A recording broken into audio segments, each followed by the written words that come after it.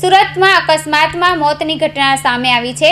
સુરત સિવિલમાં ફરજ બજાવતી મહિલા ડોક્ટરની મોપેડ સ્લીપ થતાં બ્રેન હેમરેજ થતાં હોસ્પિટલે ખસેડાઈ હતી, જ્યાં મહિલા ડોક્ટરનું મોત નીપજ્યું હતું। સુરતમાં ફરી અકસ્માતમાં મોતની ઘટના સામે આવી છે। સુરત નવી સિવિલ હોસ્પિટલમાં ફરજ બજાવતી મહિલા ડોક્ટર સૈફાલી આશિષ તલાઈગરનો અકસ્માતમાં મોત નીપજ્યું હતું। સૈફાલી તલાઈગર મોપેડ લઈ નીકળી હતી। તે સમયે મોપેડ સ્લીપ ખાતા સૈફાલીની ગંભીર ઇજાઓ થતાં નવી સિવિલ હોસ્પિટલ ખસેડાઈ હતી। જોકે સૈફાલીને બ્રેન હેમરેજ થતાં મોત નીપજ્યું હતું। સૈફાલી તલાઈગર નવી સિવિલ હોસ્પિટલમાં 11 મહિનાથી ડોક્ટર તરીકે ફરજ બજાવતી હતી। હાલ આ મામલો પોલીસ અકસ્માતના મોતનો ગુનો નોંધી વધુ તપાસ હાથ ધરી છે।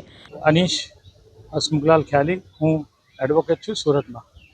સર, શું ઘટના બની હતી, ક્યારે બની હતી અને ઘટનાનું શું કારણ? તારીખ 1 બપોરે 4 વાગ્યાની આજુબાજુ મારા શાળાની દીકરી, જેનું નામ છે સૈફાલી કલાઈગર, એ સિવિલ ખાતે પીડિયાટ્રિક ડિવિઝનમાં ત્યાં નોકરી કરે છે। નોકરી પરથી 3:38 નીકળ્યા અને ઘર તરફ મૈદરપુર આવવા જવા નીકળ્યા ત્યારે રિંગ રોડ તરફનો જે આપણે દિલ્હી ગેટ બ્રિજ જ્યાં ડાઉન થાય છે, ત્યાં કોઈક અજાણ્યા વ્યક્તિએ ટક્કર મારી હશે અથવા તો પોતે જાતે પણ પડી ગઈ હોઈ શકે।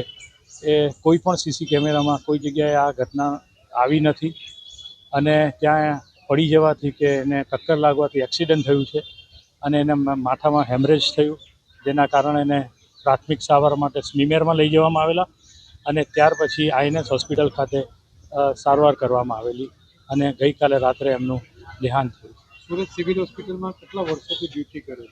છેલ્લા 11 મહિનાથી એ પીડિયાટ્રિક વિભાગમાં ફરજ બજાવે છે, જેની ઉંમર 26 વર્ષ હતી અને કુંવારા હતા।